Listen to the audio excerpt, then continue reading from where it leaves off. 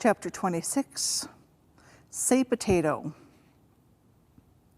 On the invitation to Kate's parents' wedding was a drawing of the portly Winnie the Pooh and his tiny friend Piglet walking hand in hand. It isn't much fun for one, but two can stick together, says Pooh, says he. That's how it is, says Pooh. Well, that's a lovely sentiment, but it's hard. It's hard to make two out of one.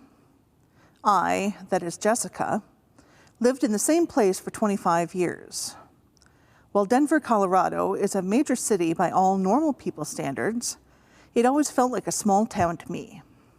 I can't pick up an iced coffee or get my tires rotated without running into someone I know. These are the kinds of friends who remember things I have tried very hard to forget, like the time our parents wanted to infect us with chicken pox and made us share bubble gum, or when we danced to Madonna's Like a Prayer in the elementary school's talent show, or the time my car slammed into a fire hydrant. I claim complete innocence, and I blame the person who never taught me how four-wheel drive works. I had long, storied relationships with that city, with those people, but when I was an adult, I moved away. Making friends as an adult is hard. Making friends as an adult in a new city is even harder, especially when you work from home and have no discernible hobbies. I could be anyone I wanted to be, but there was something I missed about being known. I was fresh out of a marriage that had broken my heart, and I didn't know how to move past small talk. Intimacy with strangers felt like a risk my fragile self couldn't handle. I longed for the comfort of people with whom I could be real, in my grief and heartbreak and hope. I was reminded of the difficulty of making genuine connections when I read a fascinating article by the writer C.J. Hauser, who joined the dating app Tinder in order to find a potential match. She quickly found herself caught in the endless monotony of small talk. How are you? What do you do? This weekend looks nice. So few people, she said, felt real. Well, that's because they weren't necessarily real. She discovered a horrifying little fact. People on dating apps may be falling victim to a form of fraud. There are programmed scripts called Tinder bots that may look and sound like a real person, but are actually a little algorithm designed to be spectacular at small talk. In fact, these fake bots are so common and so persuasive that people have found themselves falling in love with someone created by artificial intelligence. What a strange modern reality. With so many loose connections among people, our relationships have been weakened to the point where even robots can seem like convincing stand-ins. But here's the heartening news. Artificial intelligence can't duplicate human interaction perfectly. It's too smooth, too instant, and too incapable of understanding complex forms of communication like irony or hyperbole. And to top it off, Tinder bots are not nearly as random as people. Humans go down conversational rabbit trails that make no sense to an algorithm.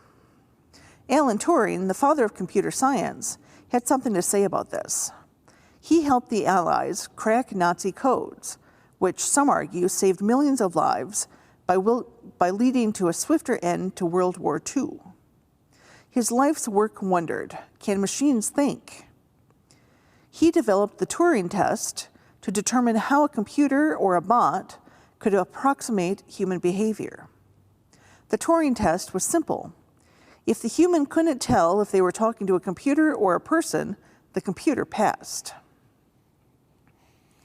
When C.J. Hauser started to question the authenticity of her online relationships, she began to use a cheeky version of the Turing test, hilariously dubbed the potato test.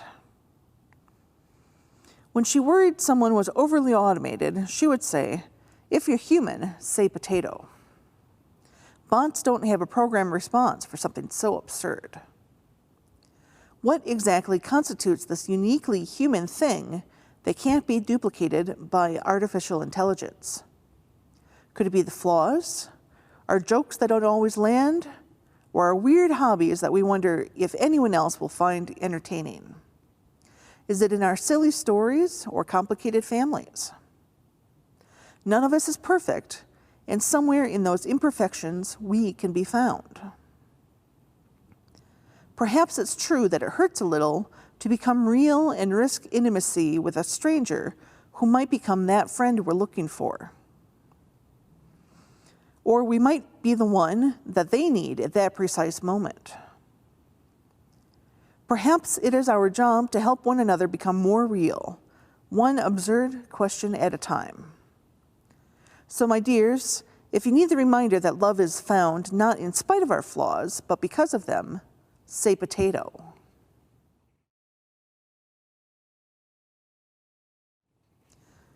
A blessing for when you feel lonely. O God, blessed are we who call to you for help when life's solitary candle burns too low. You know our frame, and you remember that we are dust. Tell me it was not for nothing that we were made. Blessed are we who cry out, God, I need a friend to share the simple, unaffected joys that come, the troubles unbidden, and those too heavy to sustain. I lift my face to you and ask that with those pierced hands, you would hold me and trace each tear to its source. O God, heal me, restore me, and provide for me, so even the memory of this loneliness is forgotten. Awaken me to life, to warmth and faith and hope and love that shines unknowingly on the path of others and smiles to find it shining freely back. Blessed are we, opening our hands in readiness to risk intimacy, to receive the gift of friendship, and to give it in return. Amen.